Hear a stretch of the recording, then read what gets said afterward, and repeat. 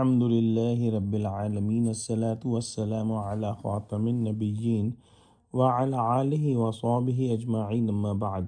فأعوذ بالله من الشيطان الرجيم بسم الله الرحمن الرحيم قال الله تعالى في سورة النحل وضرب الله مثلا قرية كانت آمنة مطمئنة يأتيها رزقها رغدا من كل مكان فكفرت بأنعم الله فأذاقها الله لباس الجوع والخوف بما كانوا يصنعون ولقد جاءهم رسول منهم فكذبوه فأخذهم العذاب وهم ظالمون۔ ترجمہ: اور خدا ایک بستی کی مثال بیان فرماتا ہے کہ ہر طرح امن چین سے بستی تھی، ہر طرف سے رزق بفراغت چلا آتا تھا، مگر ان لوگوں نے خدا کی نعمتوں کی ناشکری کی تو خدا نے ان کے اعمال کے سبب ان کو بھوک اور خوف کا لباس پہنا کر ناشکری کا مزہ چکھا دیا۔ اور ان کے پاس انہی میں سے ایک پیغمبر آیا تو انہوں نے ان سب کو جھٹلایا، سو ان کو عذاب نے آ پکڑا اور وہ ظالم تھے۔ بعض مفسرین کا خیال ہے کہ یہاں پر کسی خاص بستی کا تذکرہ نہیں، بطور تمثیل کسی تباہ شدہ بستی کا حوالہ دے کر اہل مکہ کو سمجھایا گیا ہے کہ اگر تم نے بھی ایسا ہی کیا تو تمہارے ساتھ بھی ایسا ہی معاملہ ہو سکتا ہے۔ کفران نعمت اور تکذیب و عداوت رسول کی سزا سے بے فکر نہ ہو۔ بعض علماء کے نزدیک اس مثال میں بستی سے مراد مکہ معظمہ ہے، جہاں ہر قسم کا چین تھا اور باوجود وادی غیر ذی زرع ہونے کے ہر قسم کے پھل اور میوے کھینچے چلے آتے تھے۔ کفار مکہ نے ان نعمتوں کی قدر نہ جانی اور کفر اور شرک کے اندر پڑے رہے، کفران نعمت کیا،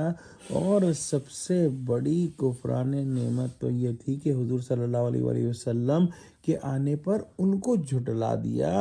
اور ان کے دشمن بن گئے، اور نتیجہ یہ ہوا کہ جہاں امن اطمینان تھا اور رزق کی فراوانی تھی، وہاں پر 7 سال کا قحط ان پر مسلط کر دیا، اور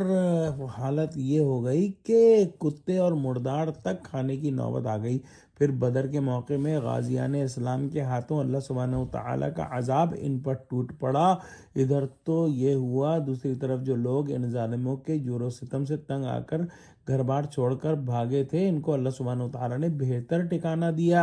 اور دشمنوں کے خوف سے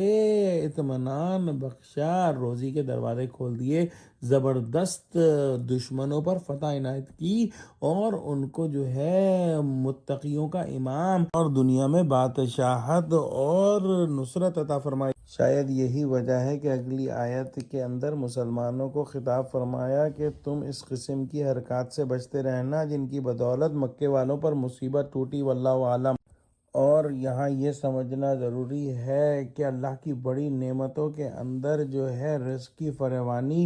اور اطمینان کی زندگی ہے، یعنی نہ تو باہر سے دشمن کا کھٹکا ہو، نہ اندر سے کسی طرح کی فکر اور تشویش ہو، اور خوب امن چین سے زندگی گزرتی ہو، کھانے کے لیے غلے اور پھل وغیرہ کھینچے چلے آتے ہوں، ہر چیز کی افراط ہو، گھر بیٹھے دنیا کی نعمتیں ملتی ہوں، لیکن ان لوگوں نے ان نعمتوں کی قدر نہ پہچانی، دنیا کے مزوں میں پڑ کر ایسے غافل اور بدمست ہوئے کہ منعم حقیقی جس نے نعمتیں دی اسی کو بھول گئے اور اس کے مقابلے میں بغاوت کی ٹھان لی۔ اللہ سبحانہ وتعالی نے کفران نعمت اور ناشکری کا مزہ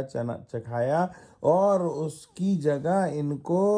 بھوک اور قحط کی مصیبت نے گھیر لیا، اور جب انہوں نے اپنے رسول کو جھٹلایا تو عذاب نے ان کو آ پکڑا۔ دعا کرتے ہیں کہ اللہ سبحانہ وتعالی ہم کو قرآن کا فہم عطا فرما، ہم کو سچوں سے جوڑے، ہم کو صراط مستقیم پر قائم فرما دے، آمین۔ وآخر دعوانا ان الحمد للہ رب العالمین، والسلام علیکم ورحمۃ اللہ وبرکاتہ۔